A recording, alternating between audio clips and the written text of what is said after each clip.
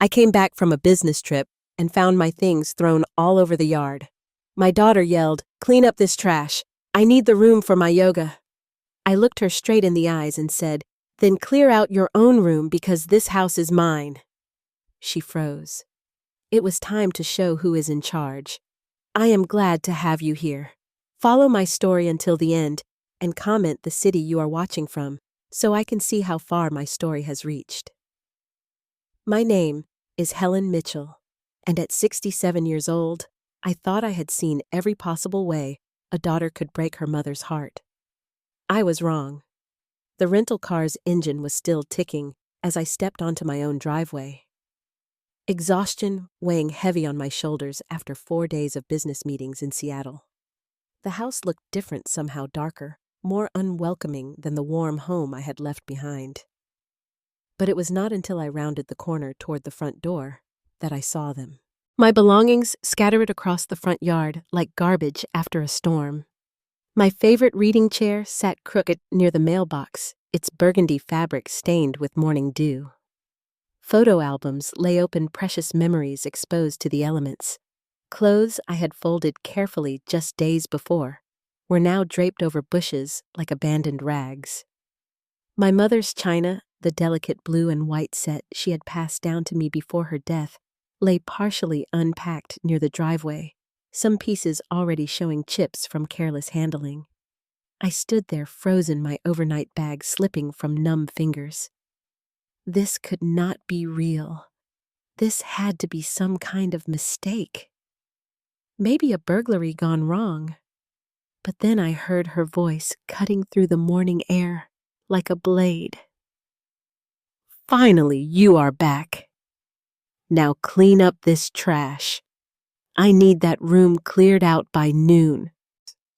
Courtney Mitchell emerged from the house wearing designer yoga pants that cost more than most people's weekly grocery budget and a tank top that showed off the expensive personal trainer sessions I had been paying for. At 36, my daughter had perfected the art of looking effortlessly beautiful while delivering maximum cruelty. Her blonde hair was pulled back in a perfect ponytail, not a strand out of place, and her makeup was already flawless despite the early hour. "Courtney?" I whispered, my voice catching in my throat. "What is this? What happened to my things?" She rolled her eyes. That same exaggerated gesture she had been using since she was 13. "Nothing happened to them. I moved them out. I told you last week I was converting your bedroom into a meditation and yoga space. You obviously were not listening." I searched my memory desperately. No such conversation had ever taken place. "You never said anything about God." "Mom, your memory is getting worse by the day." She cut me off with a dismissive wave. "I specifically told you I needed more space for my wellness routine. The guest room is perfectly fine for you. You are hardly ever here anyway with all your little work trips." Little work trips. She said it like I was gallivanting around the country for pleasure instead of working to maintain the home she lived in rent-free, the car she drove without making payments, the lifestyle she had grown accustomed to without ever asking what it cost. "But my things," I said, gesturing weakly toward the chaos spread across the lawn. "My mother's china. The photos are perfectly fine. Stop being so dramatic." Courtney checked her phone, clearly bored with the conversation. "Brittany and Nicole are coming over at 11 for our yoga session, so I need this mess cleaned up before then. I cannot have my friends seeing this disaster." The casual cruelty in her tone hit me like a physical blow. I looked around at my life scattered across the grass. 42 years of memories, treasures, and personal belongings reduced to an embarrassing mess that might inconvenience her social schedule. "Courtney, please, some of these things are irreplaceable. The photo albums, my mother's dishes." "Then you should have been more careful with them instead of hoarding so much junk." She was scrolling through her phone now, not even bothering to look at me. "Honestly, Mom, you are like one of those hoarder people on TV. It is embarrassing, hoarder people." I thought about my modest bedroom, the room I had given up when she moved back in temporarily 4 years ago. A few books on the nightstand, some family photos, my mother's jewelry box, a comfortable reading chair by the window. Hardly the stuff of reality TV interventions. "Where am I supposed to sleep tonight?" The question came out smaller than I intended, like a child asking permission. "The guest room, obviously. I already told you that." She finally looked up from her phone, and there was something cold in her green eyes, something that made my stomach turn. "You act like it is the end of the world. It is just a room change. You will survive." Just a room change. As if she were rearranging furniture instead of displacing her own mother from the bedroom she had occupied for 16 years. The room where I had cried myself to sleep after Thomas died. Where I had planned and worried and dreamed about giving her the best life possible. "But my things will go wherever they fit. What does not fit gets donated or thrown away. I am not running a storage facility here." Courtney's voice was getting sharper now, impatient. "Look, I do not have time for this drama. I have an important conference call in 20 minutes. Then yoga with the girls. Then lunch with Jason. Jason, the latest in a string of men she had been dating. Each one lasted just long enough to buy her expensive dinners and weekend trips before she grew bored and moved on. I had learned not to bother learning their names anymore. "Now are you going to clean this up, or do I need to call someone to haul it all away?" She was already walking back toward the house, dismissing me like hired help who had disappointed her.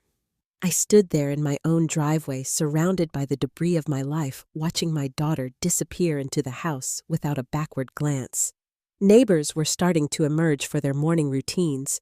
Mrs. Reynolds retrieving her newspaper, the young couple from next door loading their baby into the car for daycare. They all looked at me with expressions ranging from curiosity to pity, but no one approached. No one offered to help.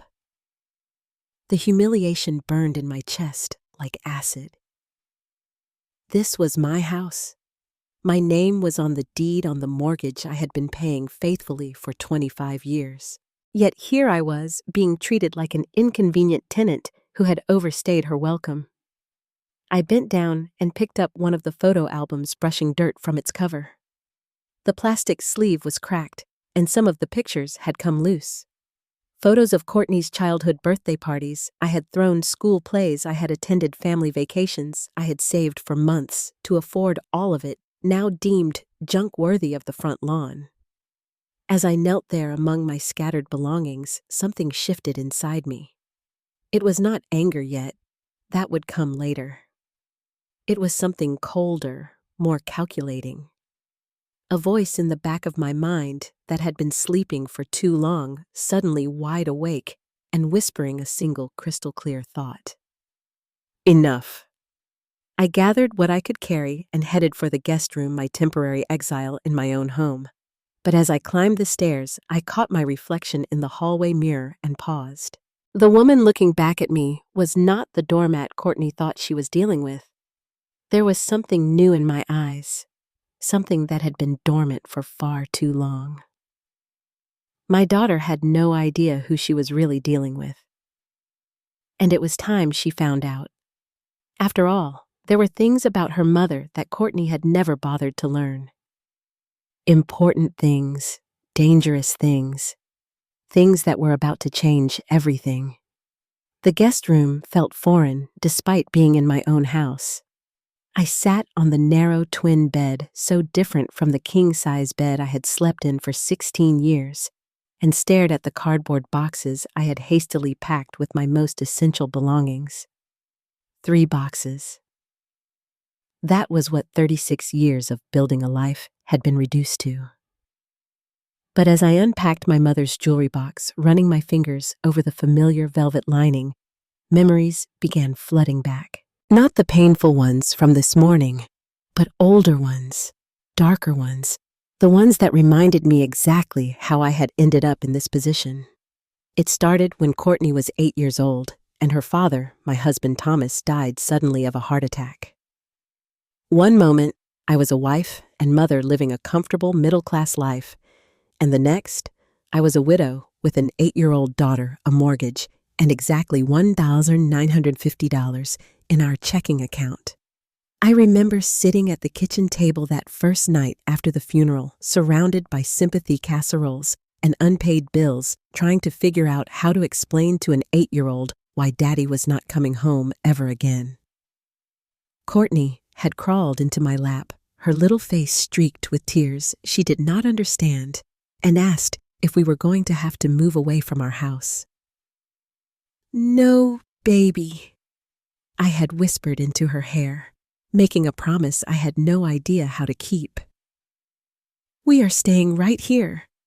Mommy is going to take care of everything." And I had. God help me, I had taken care of everything. Thomas's life insurance barely covered the funeral costs. The savings account we had been building for Courtney's college education evaporated within 8 months, eaten up by daily expenses, and the reality that my part-time job at the local library was not nearly enough to support us. I remember the night I sat at this very kitchen table, calculator in hand, trying to make the numbers work. They never did. That was when I made the first of many sacrifices that would define the next 30 years of my life. I took a second job cleaning offices at night, then a third job on weekends doing data entry from home while Courtney slept. I sold my car and bought a used one with cash. I stopped buying new clothes, started shopping at thrift stores, and learned to cut Courtney's hair myself to save the $20 salon visits. But I never let her know how hard things were. I never let her see me cry over the bills or worry about where her next pair of shoes would come from. I wanted her childhood to be as normal as possible. I wanted her to feel secure and loved despite losing her father so young. Maybe that was my first mistake. By the time Courtney was in high school, I had become an expert at hiding our financial struggles. When she wanted to join the cheerleading squad, I worked overtime for 3 months to pay for the uniform and camp fees. When she needed a dress for homecoming, I told her I had been saving up for it, not mentioning that I had been eating peanut butter sandwiches for lunch every day for 3 weeks to afford it. She never asked where the money came from. She just expected it to be there. I thought I was being a good mother. Good. I thought I was protecting her from the harsh realities of our situation. What I was actually doing was raising a daughter who believed that her needs and wants were the center of the universe, and that someone else would always appear to handle the messy details of making those wants become reality. The pattern continued through college. Courtney wanted to go to an expensive private university because all her friends were going there. I took out a second mortgage on the house to pay for it. When she decided to change majors from business to art history in her junior year, extending her graduation date by 2 years, I did not argue. I just worked more hours and delayed my own retirement savings. When she graduated with a degree she never used and moved back home temporarily, I told myself it was normal. Lots of young adults struggled to find their footing in the job market. I would help her for a few months, maybe a year, until she got established. That was 4 years ago. 4 years of watching my daughter sleep until noon, spend her afternoons at yoga classes and coffee shops with friends, and her evenings on dates with men who took her to expensive restaurants she could never afford on her own. 4 years of her treating me like a roommate she was doing a favor by tolerating, rather than the mother who had sacrificed everything to give her the life she lived. I opened the small notebook where I kept track of household expenses and flipped to the page marked Courtney. The numbers were staggering when you added them up. Car insurance, phone bill, health insurance, grocery money, gas money, spending money for her social activities. In the last 4 years alone, I had spent over $52,000 supporting her lifestyle. $52,000 that could have gone toward my retirement or home improvements, or the vacation I had not taken in 16 years. But it was the emotional cost that hurt more than the financial one. Somewhere along the way, I had stopped being Courtney's mother and had become her ATM. She did not ask about my day or my feelings or my dreams. She did not notice when I was tired or sick or sad. I existed solely as a resource to be accessed when needed and ignored when not, like this morning. The casual cruelty with which she had displaced me from my own bedroom was not new behavior. It was the culmination of years of increasingly entitled treatment. I had just been too busy enabling it to recognize the pattern. My phone buzzed with a text message. Courtney, of course. Need you to pick up some almond milk and that expensive granola I like. Also, Jason is taking me shopping tomorrow, so I will need the credit card. Thanks. Not a request, not a please or thank you, just an expectation that I would comply. The same way someone might expect electricity to work when they flipped a switch. I stared at the message for a long time, then did something I had never done before. I deleted it without responding. As I sat there in the fading afternoon light, surrounded by boxes in a guest room that was now my permanent residence, I realized something that should have been obvious years ago. I had become a stranger in my own life. I had spent so long focused on taking care of Courtney that I had forgotten to take care of myself.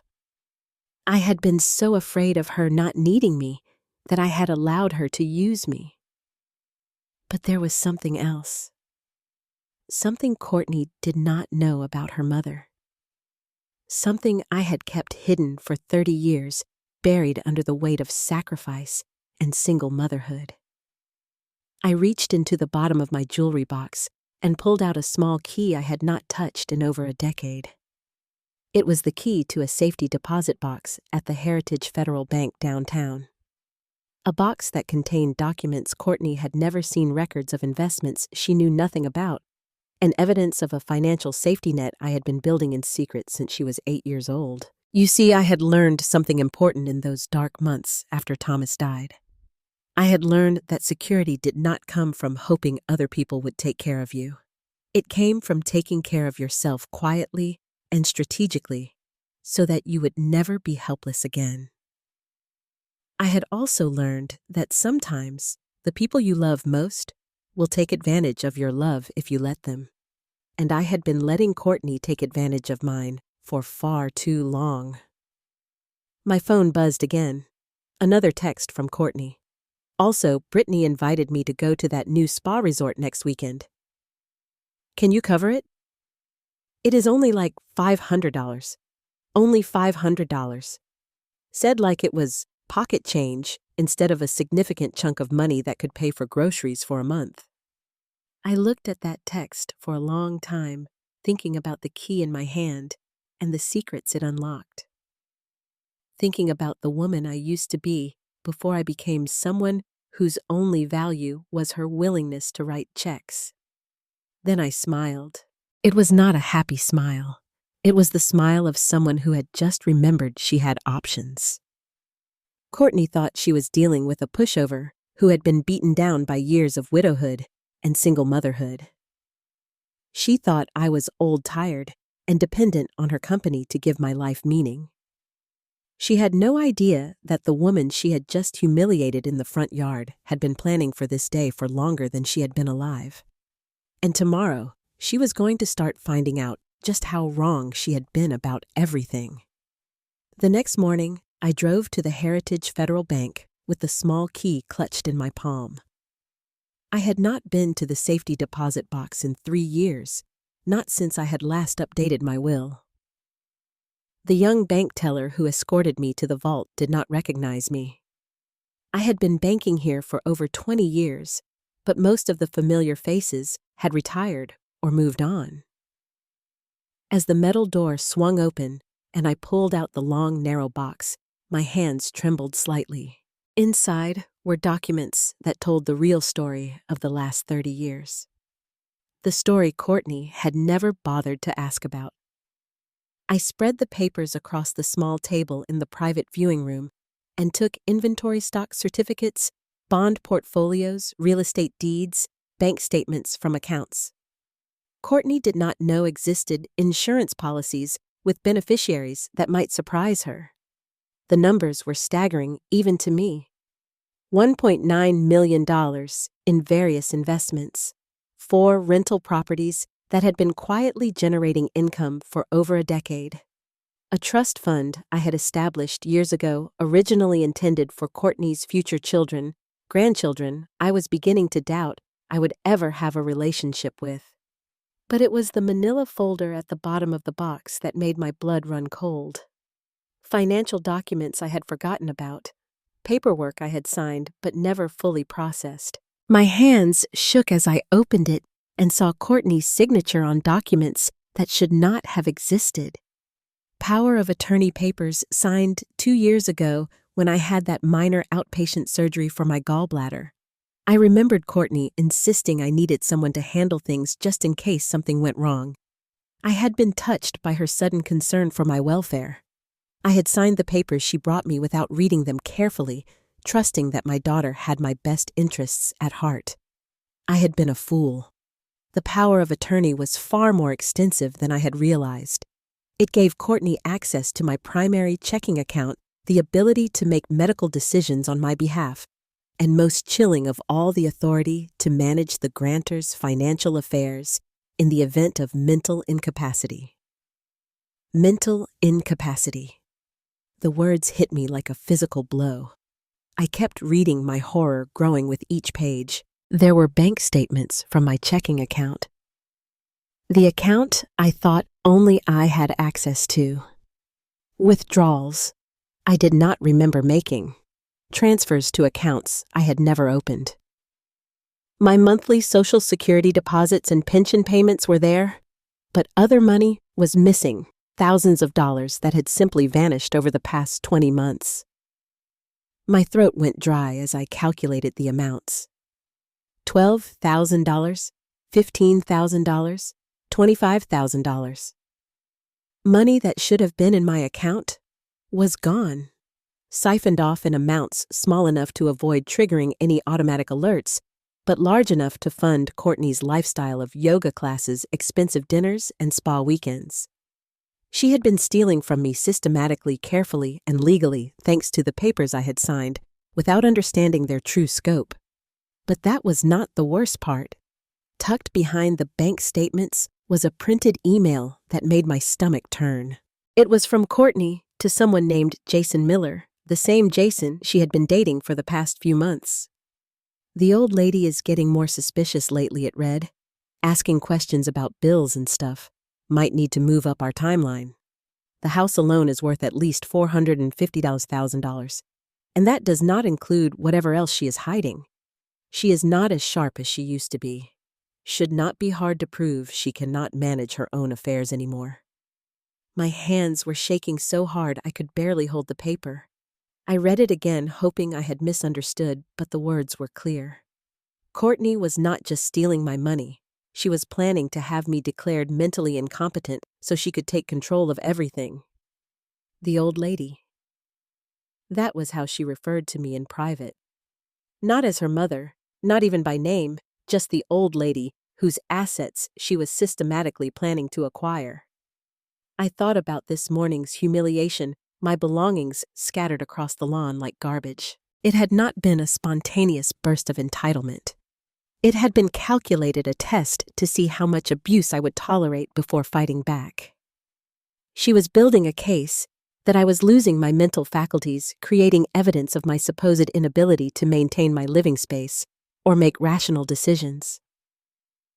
The email continued. Once we get guardianship, we can sell the house and put her in one of those assisted living places. Split everything 50-50 like we talked about. This time next year, we will be living in Belize like we planned. Belize.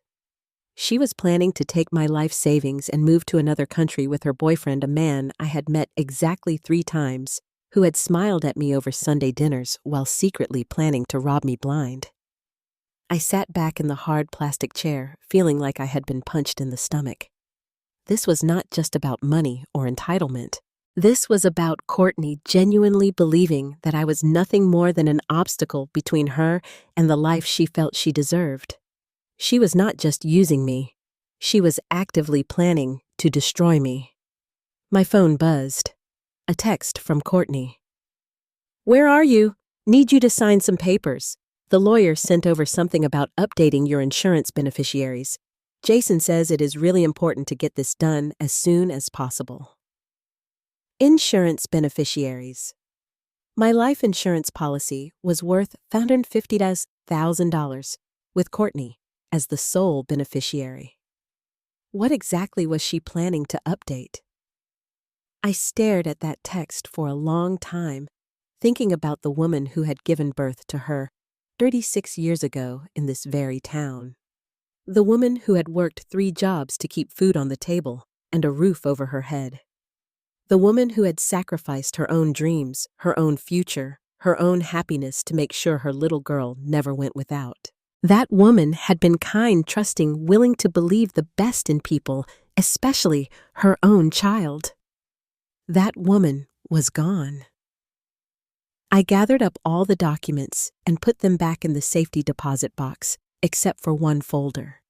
The folder containing evidence of Courtney's theft and her plans for my future. That folder came home with me. When I pulled into my driveway, Courtney's car was gone. A note on the kitchen counter explained she had gone shopping with Jason and would not be back until evening. Left some insurance papers on your desk, the note read. Need your signature as soon as possible. Thanks. I found the papers in my home office, the small room where I had spent countless nights over the years managing our finances and planning for our future. The documents were from an insurance company I had never heard of, requesting signatures to update and consolidate my existing policies. I called my insurance agent, a man I had worked with for 15 years. Mrs. Mitchell, he said, sounding confused when I described the papers. I did not send you anything, and these companies you are describing, I have never heard of them. This sounds like some kind of scam. A scam or something worse. I spent the next 2 hours on the phone with my bank, my financial advisor, and my attorney. By the time I was finished, I had a clear picture of what was happening. Courtney had been systematically accessing my accounts using the power of attorney, testing the limits of what she could take without triggering any alarms. The insurance papers were likely an attempt to redirect my life insurance payments or possibly take out additional policies with herself as the beneficiary. She was not just planning to rob me. She was planning to profit from my death. As I sat in my home office, surrounded by evidence of my daughter's betrayal, I felt something I had never experienced before in relation to Courtney. Not disappointment, not hurt, not even anger, cold, calculating fury. I had spent 30 years protecting her from the harsh realities of the world. I had shielded her from financial worry, emotional hardship, and the consequences of her own poor choices. I had been so focused on being a good mother that I had forgotten to teach her how to be a good person. But there was something Courtney had overlooked in her careful planning. Something she had never bothered to learn about the old lady she was so eager to dispose of. I had not survived 30 years of single motherhood, built a secret fortune, and raised a daughter by being weak or stupid. I had done it by being smart, strategic, and when necessary, absolutely ruthless. Courtney thought she was playing chess with someone who did not know the rules. She was about to discover that her mother had been playing the long game since before she was born. And in this particular game, I held all the important pieces.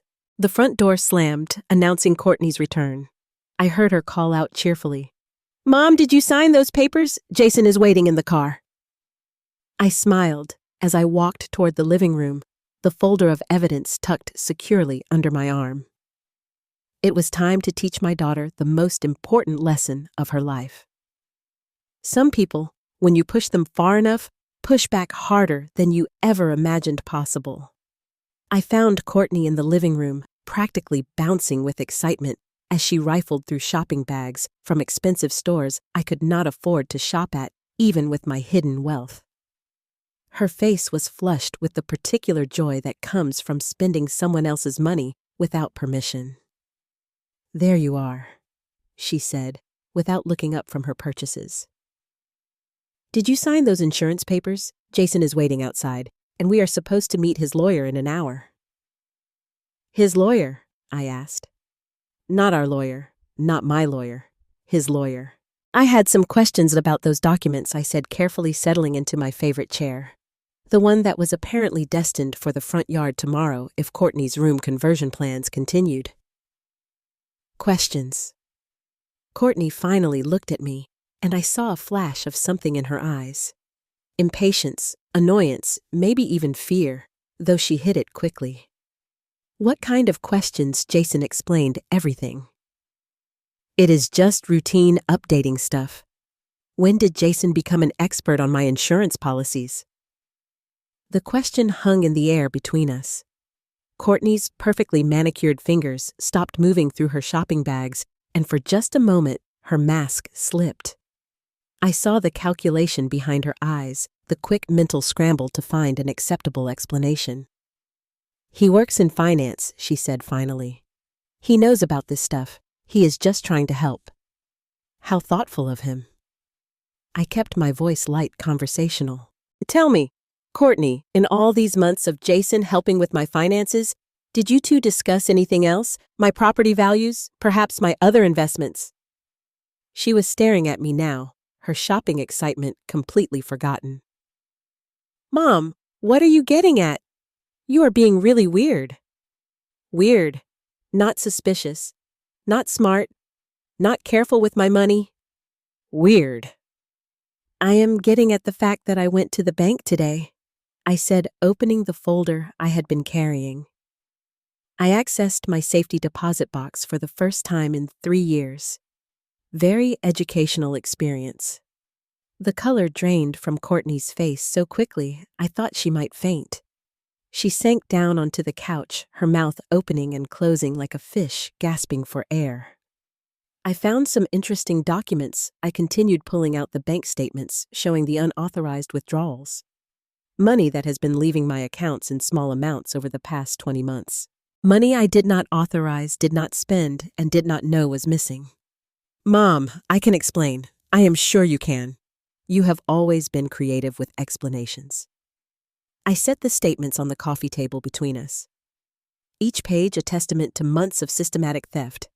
$25 to $1,000, Courtney. That is how much you have stolen from me using that power of attorney you convinced me to sign. She was crying now, or at least making crying sounds. No actual tears, I noticed, just the kind of performance she had perfected as a child when she was caught doing something she should not. I was not stealing, she said, her voice taking on that wheedling tone I remembered from her teenage years. I was just borrowing. I was going to pay it back once I got on my feet financially. Borrowing requires permission. Taking money without permission is called theft. I pulled out the printed email. But theft is the least of your crimes, is it not? Her eyes widened when she saw the email, and this time, the fear was unmistakable. Where did you get that? She demanded, her voice trembling. Does it matter? I replied evenly. What matters is that I have it along with several others from the same account. I had not found any others, of course, but Courtney did not need to know that. The guilty always assume you know more than you actually do. That is not what it looks like, she said desperately. Jason and you were just planning to have me declared mentally incompetent so you could steal my house and put me in a nursing home while you moved to Belize with my money, I said calmly, as if we were discussing the weather. Yes, I read the whole conversation. Courtney's face went through a series of expressions, denial, anger, calculation, and finally, something that chilled me to the bone, cold acceptance. The mask was off completely now, and I was seeing my daughter's true face for the first time in years. So what, she said, her voice flat and emotionless. So what if we were planning that? You are 67 years old, Mom. You are not getting any younger. At least this way you would be taken care of in a nice facility instead of deteriorating alone in this house. The casual cruelty of it took my breath away. Taken care of? With whose money, Courtney? After you have stolen everything I have worked for? She shrugged. Actually shrugged, like my life savings were pocket change. You cannot take it with you when you die, she said. At least this way it would go to someone who could actually enjoy it. Someone like Jason. Jason and I have plans. Real plans for our future. We are not going to waste our lives working dead-end jobs and living in the same boring house for 30 years. Her voice was getting stronger now, more confident. She was warming to her theme. We deserve better than this. Deserve. There was that word again. And what exactly have you done to deserve my life savings? I asked quietly. I have put up with you for 36 years, she said, her eyes flashing with genuine anger now. Do you have any idea what it has been like having you as a mother? Always working, always tired, always worried about money? Never any fun, never any adventure, just bills and responsibility and guilt trips about being grateful for what we had. I stared at her, genuinely stunned. I worked 3 jobs to keep us afloat after your father died. I sacrificed everything to make sure you had a stable home and could go to college. Sacrificed? She interrupted, rolling her eyes. That is all you ever talk about? Your sacrifices, your hard work, your struggles? Did it ever occur to you that maybe I did not ask for any of that? Courtney snapped. Maybe I would have preferred a mother who was actually present instead of always off working or worrying. The words hit like physical blows. Every choice I had made, every sacrifice I had endured, every sleepless night I had spent worrying about her future, all of it dismissed as selfishness, disguised as martyrdom. You are right, I said quietly. You did not ask for any of that, but you certainly enjoyed the benefits, did you not? The private school, the college education, the car, the clothes, the house. You have been living in rent-free for 4 years. I never asked you to pay for any of those things, she muttered. No, I replied. You just expected them to appear like magic. I stood up, gathering the documents. Well, the magic show is over, Courtney. Something in my tone must have warned her that the conversation had shifted into dangerous territory. She leaned forward, her expression softening into the manipulative sweetness she used whenever she wanted something. Mom, look, maybe we both said some things we did not mean. We can work this out. We are family, are we? I asked, genuinely curious. Because family members do not usually plot to rob each other and abandon each other in nursing homes. I would never abandon you. I was just, Jason gets these ideas sometimes, and I go along with them because you are weak. I said, my voice colder than I intended, but I did not regret it. You are weak, and you are greedy.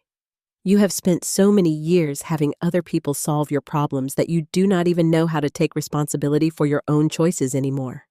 Her face crumpled, but I was not fooled. I had seen this performance too many times before.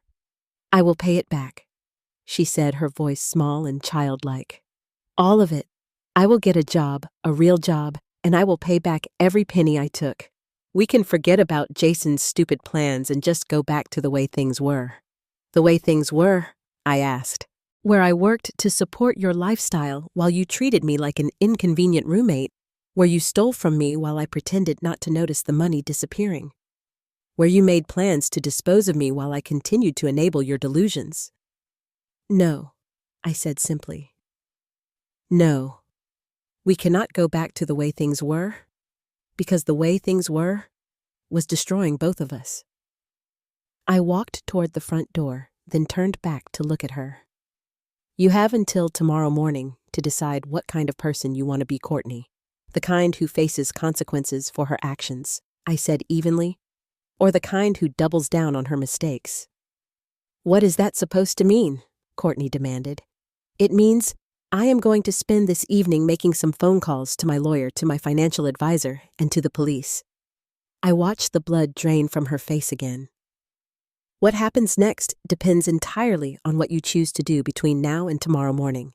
Mom, please, my name is Helen, I said. My voice was cold as January wind.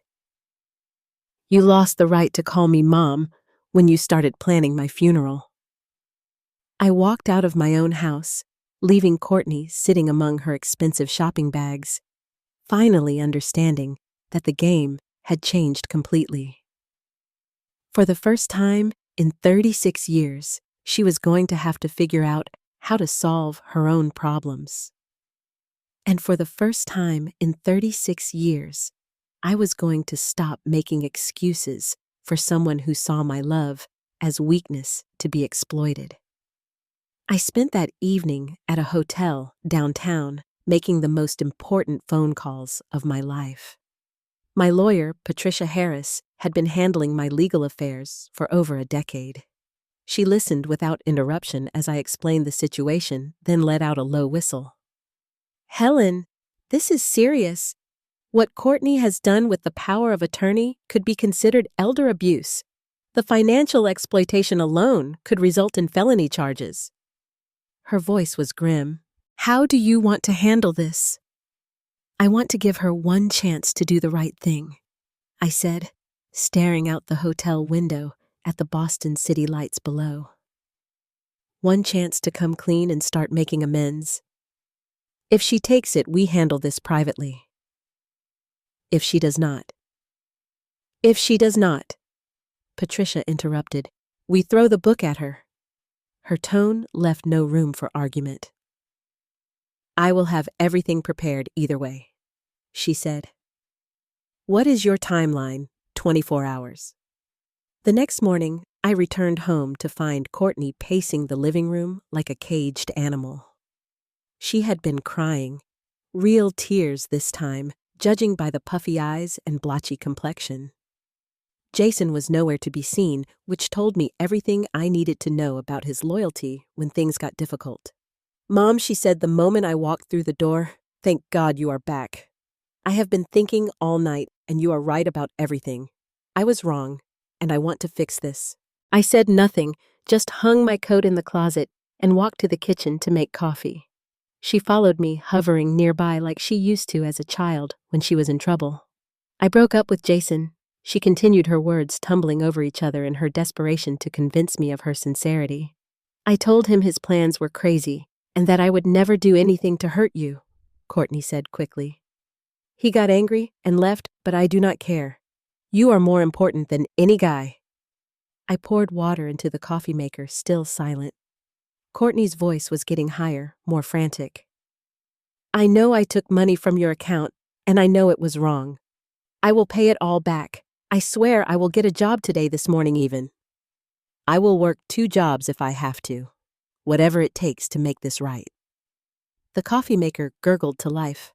I turned to face my daughter, really looking at her. She was 36 years old, but standing there in my kitchen, wringing her hands and promising to change. She looked like a child who had been caught stealing candy. How? I asked simply. How what? How will you pay back $25,000?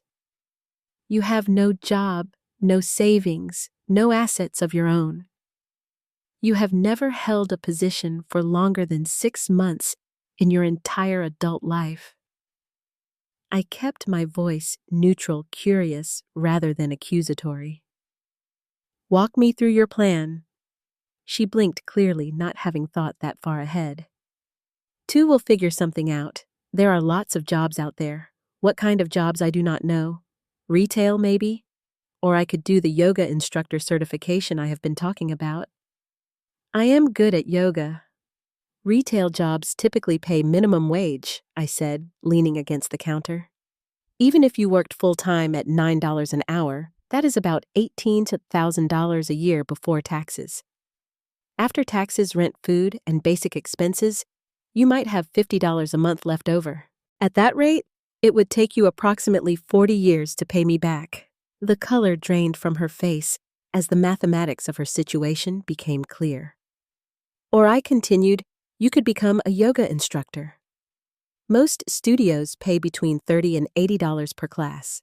If you taught 1 class a day, 7 days a week at the top rate, that is about $29,000 a year. Better, but still not enough to pay me back and support yourself. I could live here while I'm paying you back, she said desperately. I would not charge you rent or anything. You have not been paying rent for 4 years, I said. That is another $52,000 you owe me in back rent alone. Her mouth fell open. You want me to pay rent? I am your daughter.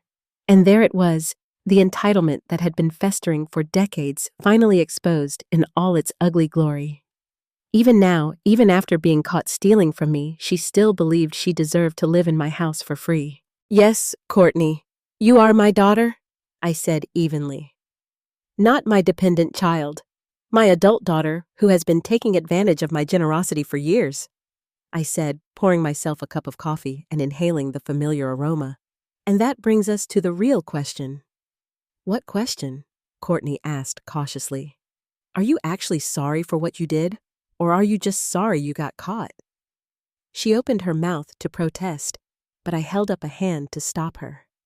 Think carefully before you answer, because your response is going to determine what happens next. For a long moment, the kitchen was silent, except for the hum of the refrigerator. I watched Courtney's face go through a series of expressions as she processed my question. I could almost see the wheels turning in her head, calculating which answer would get her what she wanted. That calculation told me everything I needed to know. I am sorry for what I did, she said finally, but her eyes did not meet mine. I know it was wrong to take your money. I know it was wrong to plan those other things with Jason. I was confused and scared about my future, and I made terrible choices. It was a good answer, a perfect answer, actually. Exactly what someone would say if they were truly repentant and wanted to make amends. It was also complete nonsense. I believe you, I said, and watched relief flood her features. Which is why I have decided to give you a chance to prove your sincerity. Thank you, Mom. Thank you so much. You will not regret this. I promise. I have arranged for a family meeting tonight. I continued pulling out my phone. 7 o'clock. I have invited some people who care about our family's welfare to witness your apology and your commitment to making things right. A family meeting? Uncertainty crept into her voice. What people? Your Aunt Susan, for one. She is driving down from Seattle this afternoon. Susan was my sister, a retired high school principal who had never been fooled by Courtney's charm. And my lawyer, Patricia Harris, and Detective Monroe from the county sheriff's office. Courtney went very still. A detective. Why do we need a detective at a family meeting? Because what you did is a crime, sweetheart. Elder abuse, financial exploitation, conspiracy to commit fraud. The detective is here to witness your confession and your commitment to restitution. If you are sincere about making amends, you should not have any problem admitting what you did in front of people who matter. But if I confess to a police officer, you will be taking responsibility for your actions like an adult. I set down my coffee cup and looked directly into her eyes. Unless, of course, you are not actually sorry. Unless you are just looking for a way to wiggle out of consequences again. The mask was starting to slip.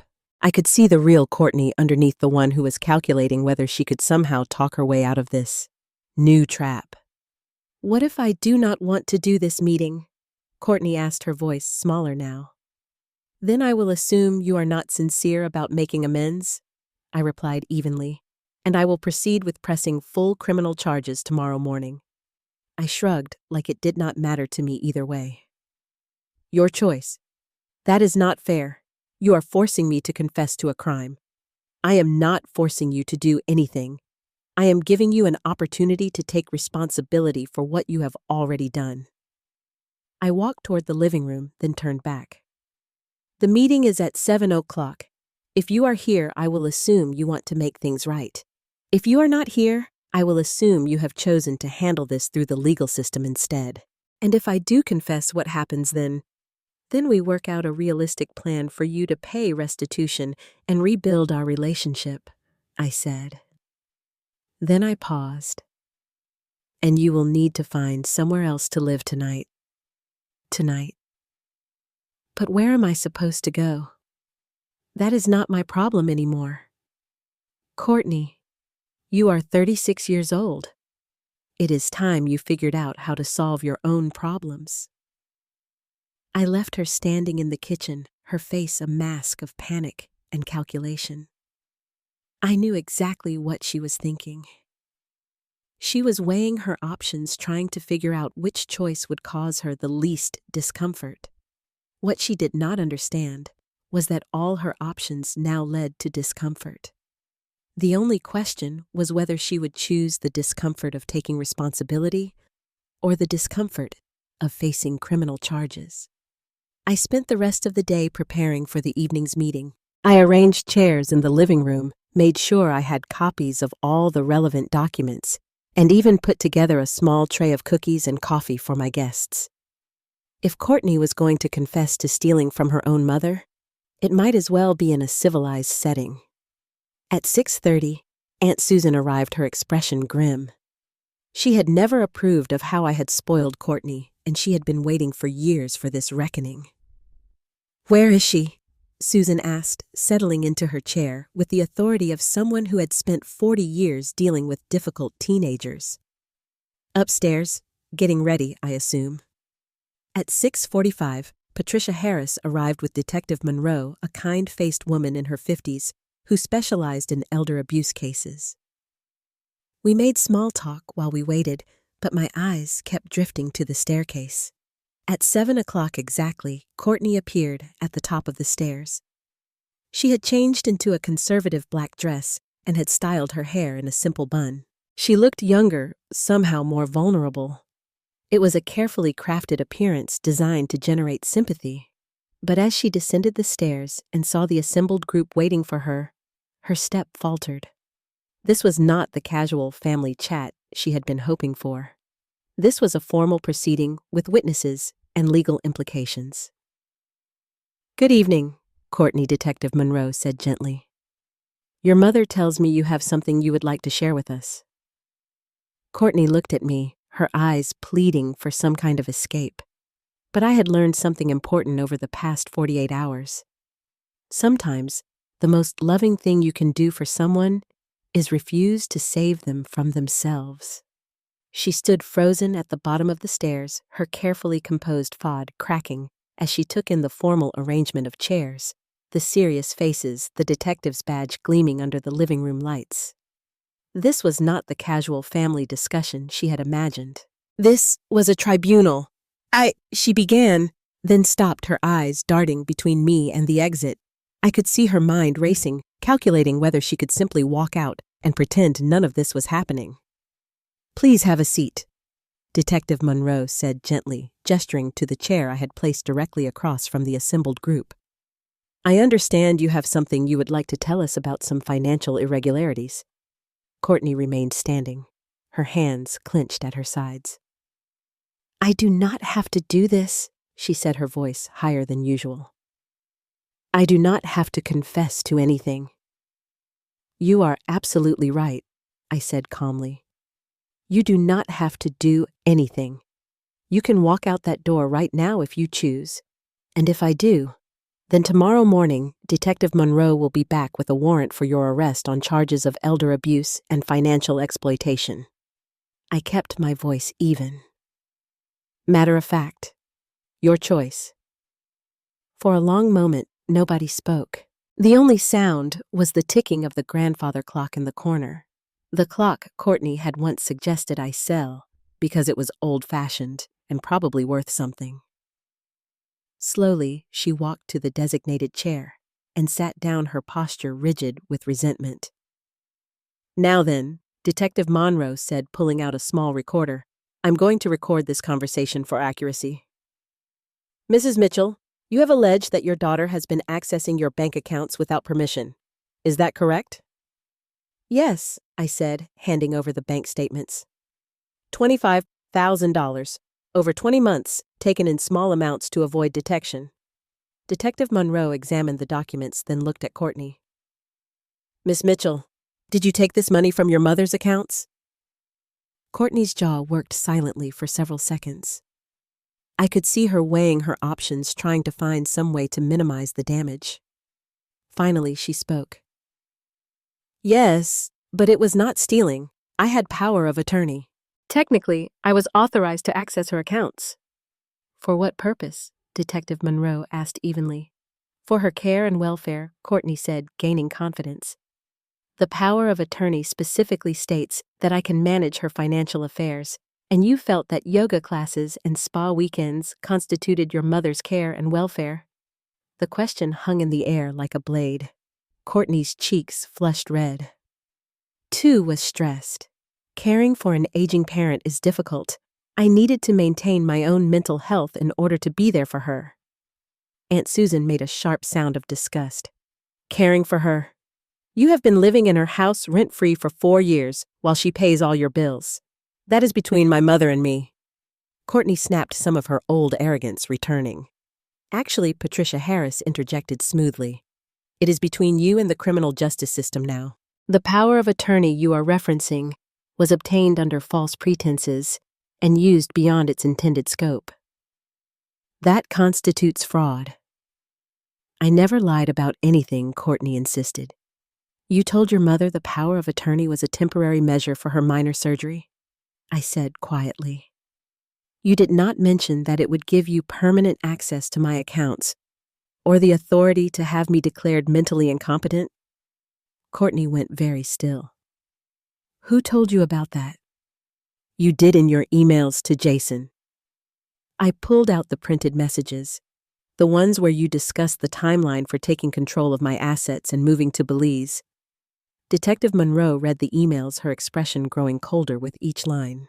Miss Mitchell, she said finally, these messages suggest you were planning to defraud your mother of her property and have her involuntarily committed to a care facility. Is that accurate? No, that was Jason's idea. I never would have gone through with it. But you did not report his criminal intentions to authorities, the detective pointed out. Instead, you continued the relationship and the planning. That makes you a co-conspirator. Courtney was breathing heavily now, her composure completely shattered. You do not understand, she cried. I have given up everything for her. My entire adult life has been about taking care of her needs. I deserve something for that. What exactly have you given up?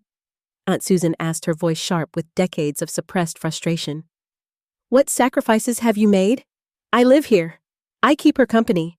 I make sure she is not alone. You live here rent-free, I corrected. You eat food, I drive a car, I pay for, wear clothes I purchase. And far from keeping me company, you barely speak to me unless you need something. That is not true, Courtney shouted. When was the last time you asked how I was feeling? When was the last time you showed interest in my work, my friends, my life? I waited, but she had no answer. You do not even know what I do for a living, do you? I asked quietly. Courtney's mouth opened and closed like a fish gasping for air. In all her calculations about my worth as a financial resource, she had never bothered to learn the most basic facts about my life. You think I am just some lonely old woman who should be grateful for your presence? I continued. But the truth is, I have been lonelier living with you than I ever was living alone. At least when I was alone, I did not have to watch someone I love treat me with contempt. I do not treat you with contempt, she cried. Yesterday morning, you threw my belongings onto the front lawn and told me to clean up the trash. I said quietly. You called my possessions, including my mother's china and our family photos junk, that embarrassed you in front of your friends. Tears were streaming down Courtney's face now, but I felt no urge to comfort her. These were not tears of remorse. They were tears of self-pity shed because she was finally facing consequences for her actions. Miss Mitchell, Detective Monroe said, I need you to clearly state whether you took money from your mother's accounts without her knowledge or permission. Yes, Courtney whispered. And did you plan with Jason Miller to have your mother declared mentally incompetent in order to gain control of her assets? A long pause. Yes. Did you intend to place your mother in a care facility against her will? It would not have been against her will. We would have convinced her it was for the best. Through deception and manipulation, Detective Monroe pressed. Courtney's voice broke. Yes. Detective Monroe clicked off the recorder. Miss Mitchell, you are under arrest for elder abuse and financial exploitation. What? Courtney shot to her feet. But you said if I said if you confessed, we would work out a plan for restitution, I corrected calmly. I never said there would not be legal consequences. As Detective Monroe read Courtney her rights, my daughter turned to me with an expression of pure hatred. You did this, she hissed. You set me up. You planned this whole thing. Yes, I said simply. I did. But I am your daughter. How could you have your own daughter arrested? I looked at this woman I had given birth to 36 years ago, this stranger, who had been systematically planning to destroy my life while living off my generosity. For the first time in decades, I felt no guilt, no obligation, no desperate need to fix her problems. You stopped being my daughter the moment you decided I was worth more to you, dead than alive, I said quietly. They led her away in handcuffs, still protesting, still demanding that I fix this latest mess she had created. But I remained seated in my living room, feeling lighter than I had in years. 6 months later, I was sitting in a different new living room, in a cozy condominium downtown that was just the right size for one person. I had sold the house, the one where I had raised Courtney, and sacrificed so much of myself in the process. The new owners were a young couple with a baby on the way. They had been thrilled with the spacious rooms and the established garden. Courtney had pled guilty to reduced charges and received 2 years of probation plus a court order to pay full restitution. She was working 2 minimum wage jobs and living in a small studio apartment across town. We had not spoken since the trial. I had heard through Aunt Susan that Courtney was telling people I was a cruel, vindictive mother who had destroyed her life out of spite. Let her tell that story if it helped her sleep at night. I knew the truth. The truth was that I had spent 36 years enabling someone who saw my love as weakness to be exploited. I had confused being a good mother with being a doormat. I had confused sacrifice with self-destruction. But I had also spent the last 6 months rediscovering who I was when I was not defined by someone else's needs and demands. I had taken art classes, joined a book club, and traveled to places I had only dreamed of seeing. I had made new friends who valued my company for itself, not for what I could provide them. My phone rang, interrupting my thoughts. The caller ID showed a number I did not recognize. Hello, Mom? Courtney's voice was small, uncertain. It is me, I said, and waited. Two have been thinking about things, about what happened, and I wanted to call and apologize. I see. I know I hurt you. I know what I did was wrong. And I was wondering if you would be willing to try again, to rebuild our relationship. I looked around my peaceful living room, the books I had been reading, the art supplies I had been experimenting with, the photos from my recent trip to Ireland. I thought about the woman I had become when I stopped trying to save someone who did not want to be saved. Courtney, I said gently, I forgive you. I truly do. But I do not trust you, and I do not think I ever will again. But I have changed. I have learned my lesson. I have a job now. I am supporting myself. I am glad to hear that, I said softly. I genuinely hope you build a good life for yourself. But you will not give me another chance, she asked, her voice cracking.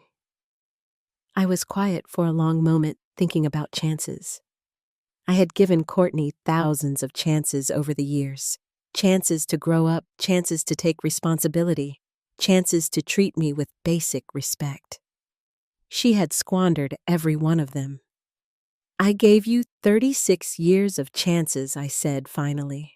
I am 67 years old now, Courtney. I do not have another 36 years to give. So that is it. You are just cutting me off forever. I am choosing to live the rest of my life surrounded by people who value me for who I am, not what I can give them. I paused. I hope someday you understand the difference. I hung up before she could respond, then turned off my phone. Outside my window, the city was coming alive with evening lights. Somewhere out there, people were struggling with the same impossible choices I had faced, parents wondering if they were helping or enabling children, taking for granted the love that had shaped their entire lives. I could not save any of them, just like I could not save Courtney. But I could save myself. And for the first time in 36 years, that felt like enough. I picked up my latest book and settled back into my comfortable chair, in my space, surrounded by my peace. The woman who had once scattered my belongings across the front yard like trash was now paying for her own belongings, working for her own food, solving her own problems. It had taken 66 years, but I had finally learned the most important lesson of all. Sometimes the greatest act of love is letting someone face the consequences of their choices. And sometimes the greatest gift you can give yourself is the freedom to walk away from people who mistake your kindness for weakness. I opened my book and began to read completely alone and completely at peace. Now I am curious about you, the one listening to my story. What would you do if you were in my place? Have you ever been through something similar? Comment below. And meanwhile, I am leaving on the final screen 2 other stories that are channel favorites, and they will definitely surprise you. Thank you for watching until here.